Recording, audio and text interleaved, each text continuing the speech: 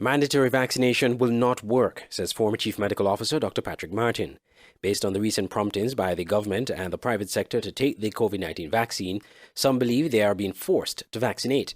Dr. Martin said the all-inclusive approach being used now to inform persons on the importance of vaccination should have been done earlier, but making vaccination mandatory will not be effective. We have to open the economy. There's a certain urgency.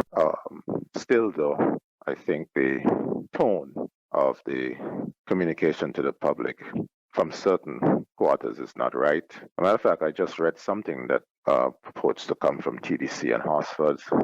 I find their tones much more balanced. The former CMO also noted that at the current rate, St. Kitts and Nevis will not attain herd immunity by October 1st, which is the date the authorities are aiming to fully reopen the borders and the economy. At the current run rate, to use a cricketing term, the target will not be achieved. Add to that the fact that the AstraZeneca vaccine is being restricted in some areas.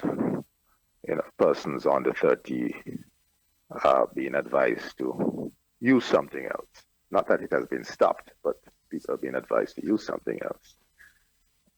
I suspect that we will follow the same advice.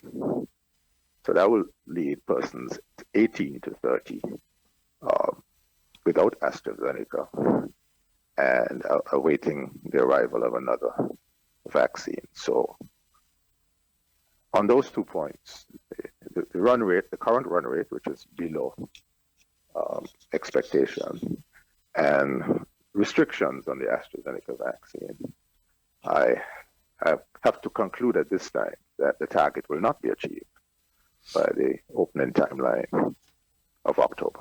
The private sector was urged by the Chamber of Industry and Commerce to educate their workers on the importance of vaccination, mere days after Prime Minister Dr. Timothy Harris suggested that the government may explore mandatory vaccination in order to increase the vaccination rate. Andre Huey, SKN Newsline.